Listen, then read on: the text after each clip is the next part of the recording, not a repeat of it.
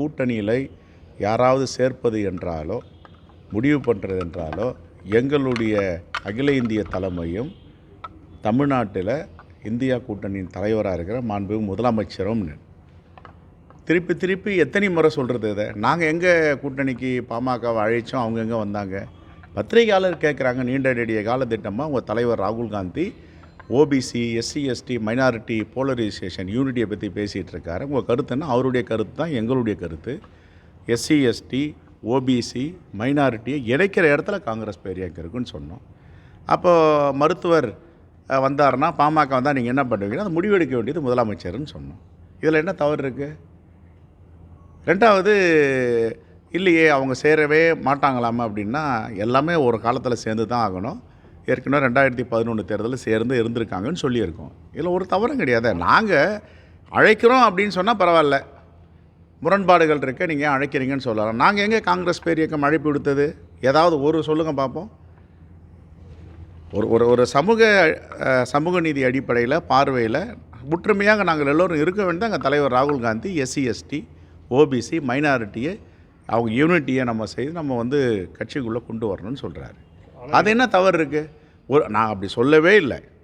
சரி, அழைப்பே கொடுக்கல. நாங்கள் ஒரு வேளை அழைப்பு கொடுத்துருந்தாலும் ஏதாவது கட்சியில் சொன்ன இல்லை நாங்கள் நிராகரிக்கிறோம், எங்களுக்கு வாய்ப்பு இல்லைன்னு சொல்லலாம். அதை கொச்சைப்படுத்துவது தானே சங்கடமாக இருக்குது. அது யாரும் அப்படி பண்ணக்கூடாது. மனிதநேயம் உள்ளவங்களெல்லாம் பேச்சுரிமை, எழுத்துரிமை, கருத்துரிமை இருக்குது. அந்த எழுத்துரிமை, பேச்சுரிமை, கருத்துரிமை சில பேர் மூக்கை தொடாமல் இருக்கிற வரைக்கும் அது கண்ணியமாக இருக்கும். மகாத்மா காந்தி எதான் சொன்னார், கையை வீசி நடக்கலாம், நடக்கும் போது பிறர் மூக்கை தொடக்கூடாதுன்னு. நாங்கள் எங்கே யாரை அழைச்சிருக்கோம்? யாரையும் அழைக்கலையே. அழைக்கிற இடத்துலையா நாங்கள் இருக்கோம்? என்னை பொறுத்த வரைக்கும் எங்களுக்கு வழிகாட்டுதலை அகில இந்திய தலைமை. தமிழ்நாட்டை பொறுத்த வரைக்கும் இந்தியா கூட்டணிக்கு தலைவர் மாண்புமிகு முதலமைச்சர் அண்ணன் தளபதி பல முறை சொல்லிட்டோம். இங்கே இருக்க கூட்டணியில் ஒரு செங்கலை கூட பெருத்து எடுக்க முடியாது, எஃகு கோட்டை போன்ற கூட்டணின்றோம். எங்கே நாங்கள் போய் அழைப்படுத்தோம்? முதலமைச்சர் சொன்னார், இவர் போய் பார்த்தாரு. முதலமைச்சர் சொல்லாமல் இவர் போய் பார்த்துருக்க மாட்டார்னு சில ஊடகங்களில் காங்கிரஸுடைய தலைமை சொல்லி பார்த்தாருன்னு. என்னை யாரையும் பார்க்கவும் சொல்லலை, பார்க்காதீங்கன்னு சொல்லலை.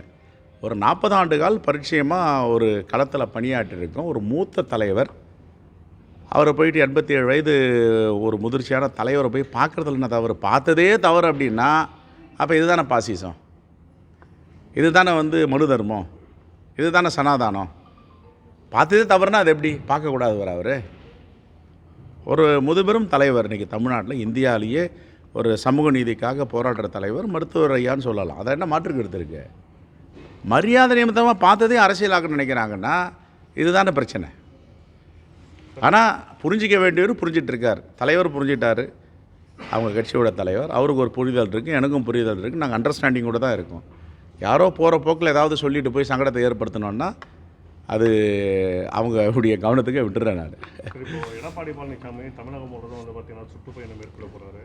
அதே மாதிரி காங்கிரஸ் தலைமையிலும் இப்போ தான் 3 நாட்கள் சுற்றுப்பயணம் முடிச்சுட்டு நேற்று இரவு தான் வந்தோம். தூத்துக்குடி, கன்னியாகுமரி, திருநெல்வேலி, தென்காசி 4 நாடாளுமன்றத்தை ஒருங்கிணைச்சு 24 சட்டமன்றங்களுக்கான 2026 சட்டமன்ற தேர்தல் ஆயத்த பணி கூட்டமும் அடையாள அட்டையை வழங்கும் விழாவும் நடந்துச்சு. அதில் எங்களுடைய மாவட்ட தலைவர்கள், நாடாளுமன்ற உறுப்பினர்கள், சட்டமன்ற உறுப்பினர்கள் அனைவரும் கலந்துட்டாங்க. இப்போ நாங்கள் கிராமத்தை நோக்கி, வேர்களை நோக்கின்ற அந்த ப்ரோக்ராமில் போயிட்டுருக்கோம். ஒரு தொகுதிக்கும் 25,000 வாக்குகள் போன தேர்தலோடு அதிகமாக எடுக்கணுன்ட்டு 234 தொகுதியும் வேலை பார்த்துட்ருக்கோம். அதுதான் கிராம கமிட்டி, பேரூராட்சி கமிட்டி, நகராட்சி கமிட்டி, மாநகராட்சி கமிட்டி, வட்டார கமிட்டி போட்டுட்ருக்கோம். ஒரு கிராமத்துலேயும் 7 பேர் பொறுப்பாளர்களாக இருப்பாங்க. தலைவர், 2 துணைத் தலைவர், பொதுச் செயலாளர், பொருளாளர், 11 பேர் எக்ஸிக்யூட்டிவ் மெம்பர், செயற்குழு உறுப்பினராக இருக்காங்க. இதோடைய நோக்கம் என்னன்னா, எங்களுடைய பிளான் 2026 கடந்த தேர்தலை விட 25,000 வாக்குகள் ஒரு சட்டமன்ற தொகுதியில் அதிகமாக பெறணும். அதை நோக்கி நாங்கள் போயிட்டுருக்கோம். அதான் வேர்களை நோக்கி, கிராமங்களை நோக்கி போயிட்டுருக்கோம். 13ஆம் தேதி தென்சென்னை மாவட்டத்தில் சட்டமன்ற தேர்தல் ஆயத்த கூட்டமும் 2020க்கான ப்ரிப்பரேஷன் மீட்டிங்கும் இதேமாரி அடையாள அட்டையை வழங்குவோம். எங்களுடைய மாவட்ட தலைவர் வழக்கறிஞர் முத்தழகன் அவர்கள் ஏற்பாடு பண்ணியிருக்காரு. 15ஆம் தேதி பெருந்தலைவர் காமராஜர் பிறந்தநாள் அன்னைக்கு வடசென்னையில் எங்களுடைய மாவட்ட தலைவர் டில்லிபாபு அவர்கள் பண்ணியிருக்காங்க.